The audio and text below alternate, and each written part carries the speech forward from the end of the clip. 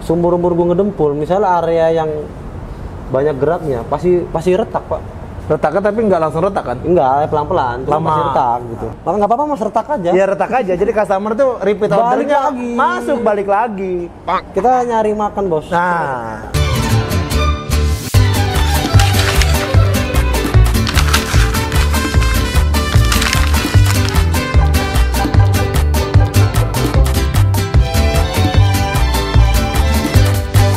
Selamat sore.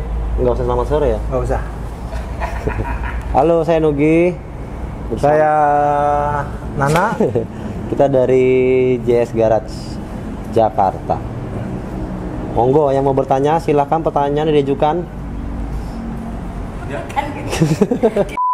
Sekarang kita mau Q&A karena ada banyak beberapa pertanyaan dari teman-teman sekalian. Kita berusaha jawab, mudah-mudahan bisa membantu. Oke, ini pertanyaan dari Muhammad Ridwan ya. Itu kalau proses ngamplas harus atau wajib searah atau bisa bebas? Sebenarnya kalau amplas itu mau searah atau bebas tergantung treatmentnya. Jadi kalau mau searah biasanya kita 45 derajat untuk ngamplas dempul atau epoksi. Tapi nanti kita bilas.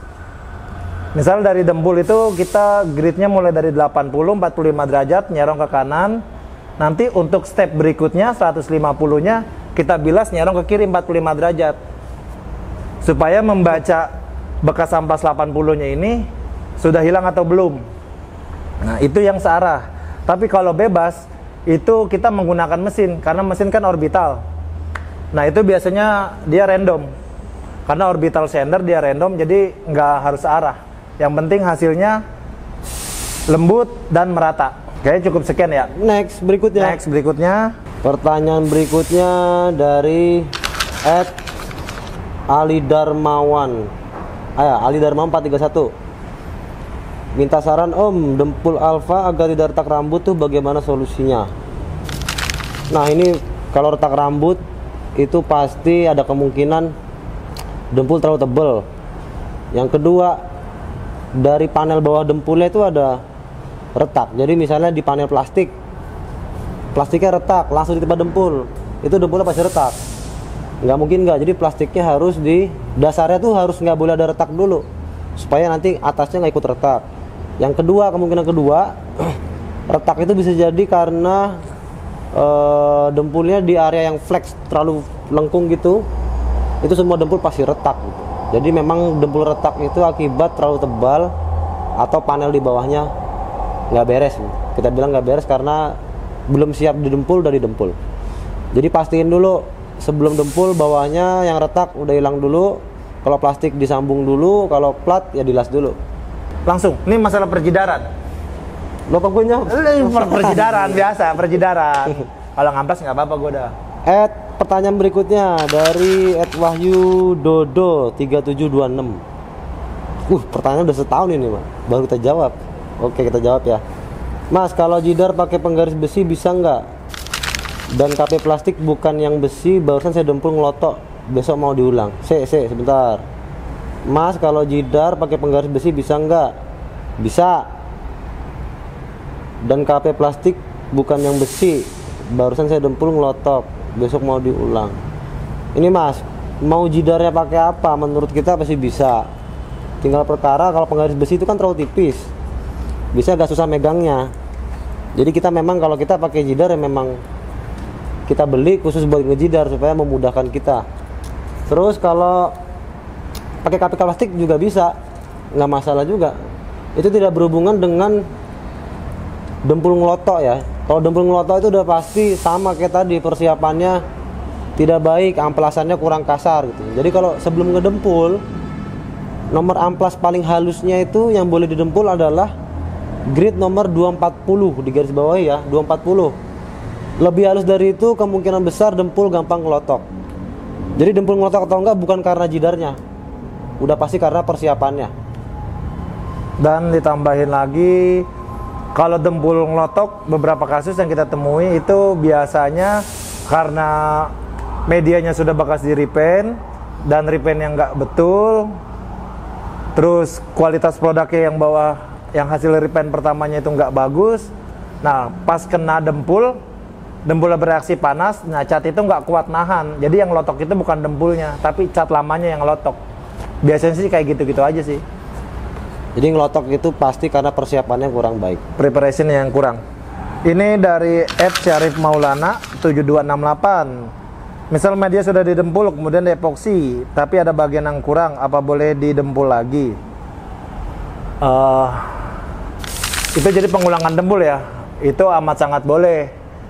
Yang paling penting itu sebelum kita dempul, yang tadi Mas Nugi bilang, habis epoksinya kita hamplas itu dengan grit yang paling halus di 240. Setelah itu kita tarik lagi, dempul lagi, itu masih oke kok.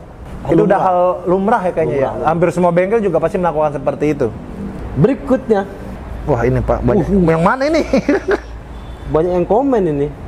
Nah ini apa jadinya Bang kalau nggak dicampur sama hardener? Ini epoksi atau dempul? Campur. Tapi kalau nggak dicampur sama hardener, masa kita coba jawab. Ini kasus epoxy filler, dia pasti pakai hardener toh Mas, kalau nggak kering-kering itu. Kalau nggak dicampur itu dia kimianya nggak akan sempurna dong, karena katalisnya itu kan dari hardenernya itu sebagai pengering dan pengeras ya. Jadi kalau nggak dipakai sama aja kayak pindah media aja ya, dari kaleng ke body gitu aja udah. Oke, berikutnya @YogiGori7139. Ada tips nggak buat tahu atau ngetes dempul yang kita pakai itu apakah fleksibel atau gampang retak? Gampang Mas, ngetesnya cari plat tipis, kasih dempul, dilengkungin. Mayoritas pasti kemungkinan besar dempul itu retak kalau terlalu tebal. Jadi harus dipahami dulu, biasanya kalau dempul tebal tuh pasti ada retaknya, nggak mungkin nggak. Makanya itu kita selalu mengedepankan persiapan yang baik sebelum dempul itu. Panelnya itu semua disiapin dengan baik, misalnya penyok ya kita ratain sebisa mungkin, jadi dempulnya itu tipis, menghindari retak rambut. Tapi mobilnya itu ntar nabrak lagi atau crash lagi pasti retak lagi, jadi itu sudah hal lumrah. Mungkin kalau bicara retak enggaknya ya kebanyakan pasti retak Pak. Ya tapi tergantung juga Pak. Tergantung ya, apa? Tergantung yang ngerjainnya. Kadang-kadang males kan tempel dempul aja yang tebel. Nah ya mungkin ya, juga, yang penting cepet cuan. Itu perkaranya, persiapan pokoknya Mas gitu. Tapi kalau retak itu jangan merasa dempul retak itu suatu hal yang gimana gitu ya, itu hal lumrah. Pasti ada retak begitu, cuman kita biar tahu akar masalah dari mana, sebisa mungkin persiapannya itu yang baik dulu. Jadi ntar lebih gampang kita. Tapi ini pertanyaannya kalau dicermati, dempul itu yang kita pakai apakah fleksibel? Nah, fleksibel. Menurut lu fleksibel nggak nih? Kalau menurut gua dempul ada yang fleksibel deh enggak. Biasanya kalau yang CHPO tuh, ya. Menurut gua lebih fleksibel, lebih lentur. Kalau yang BPO lebih kaku atau lebih keras. Tapi memang ya menurut gue ya, seumur-umur gue ngedempul, misalnya area yang banyak geraknya, pasti retak Pak. Retaknya tapi nggak langsung retak kan? Enggak, pelan-pelan, cuma Lama. pasti retak gitu, pasti retak. Tapi kalau misalkan terlalu bagus juga nggak baik dong?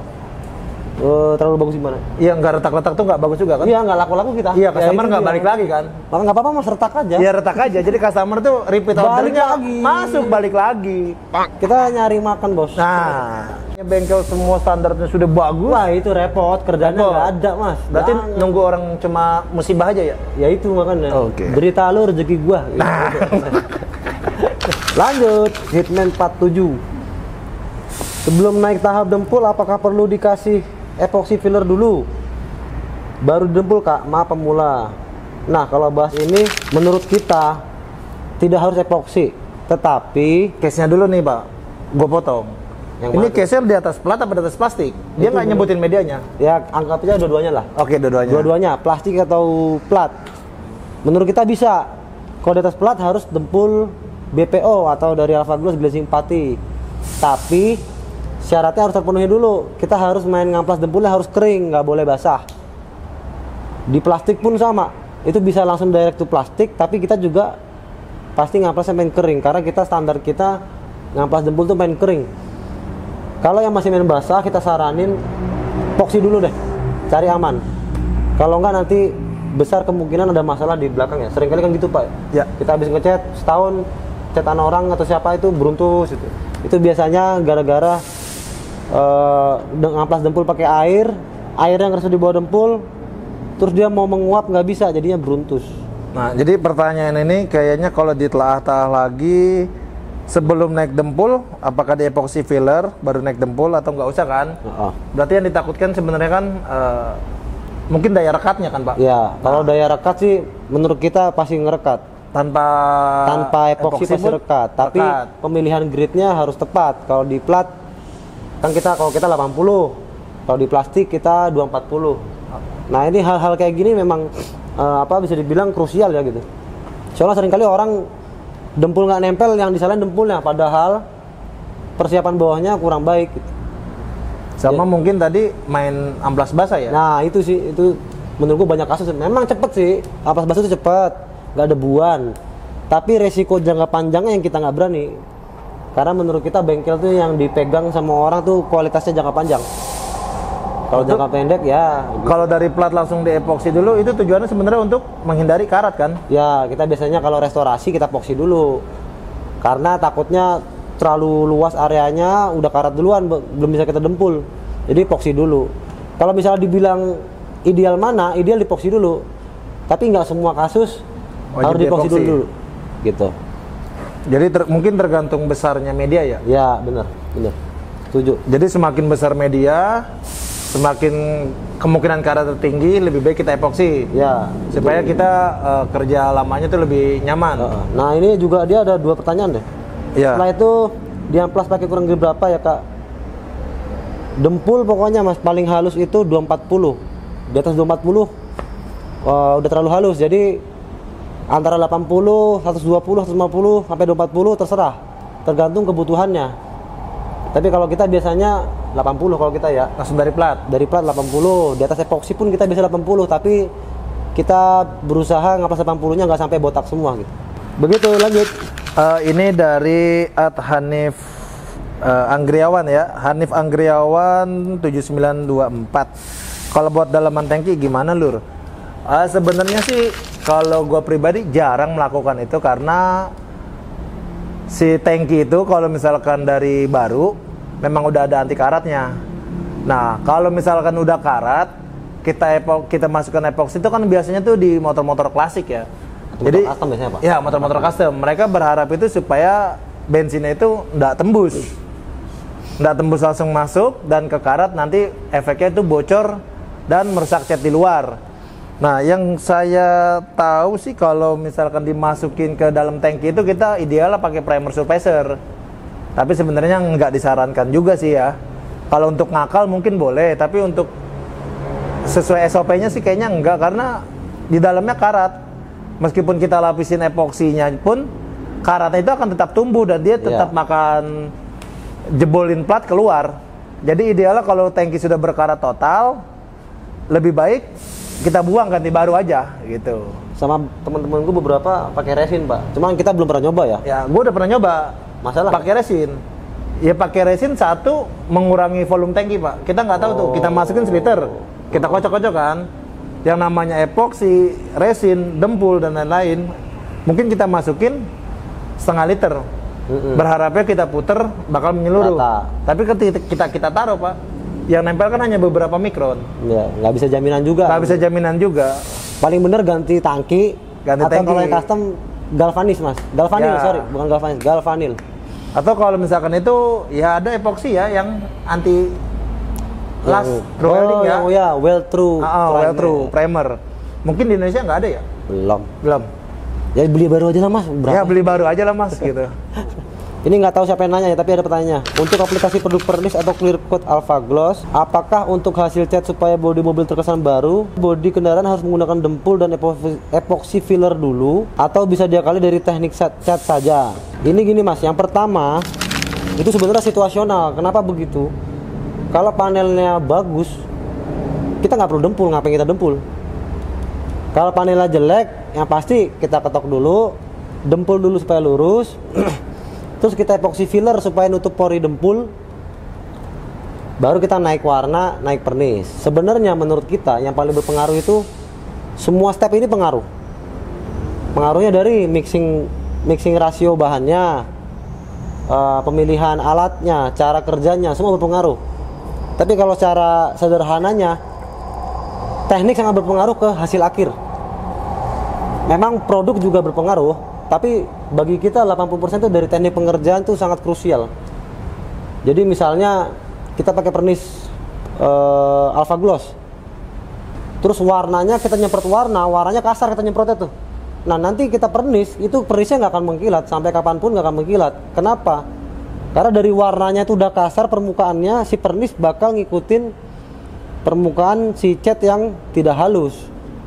Jadi kalau pengen hasil kayak pabrik, semua step harus benar, kita ikutin sesuai dengan rasio si barang itu. Kemudian untuk yang kedua, yang pertama dulu Pak, kita habisin dulu nih. Lanjutin dah. Atau bisa diakali dari teknik cat saja. Oh nah, iya gitu. Kalau untuk diakali dari langsung ke cat saja, itu ada dua kondisi. Beberapa kasus mungkin kita di mobil, kalau catnya masih original, kualitas catnya baik, kita amplasnya juga nggak terlalu kasar, mungkin nggak ada defect, yang nggak ada penyok, nggak ada lecet dan lain-lain. Kalau langsung mau naik cat dengan clear juga bisa, tapi itu udah beda kondisi lagi. Jadi kita ngamplasnya nggak usah terlalu kasar. Kalau untuk cuma nyiram aja kan, ganti warna atau nyiram warnanya supaya refresh, itu bisa. Karena nih menurut gue sih pertanyaannya global banget ya, nggak spesifik gitu. Nggak spesifik. Nah kita jawab agak sedikit ya, kita pisahkan gitu kita Pak. Pisah.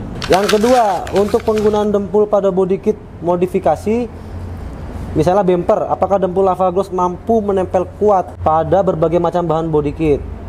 Biasa kan bisa berupa plastik, fiberglass atau ABS.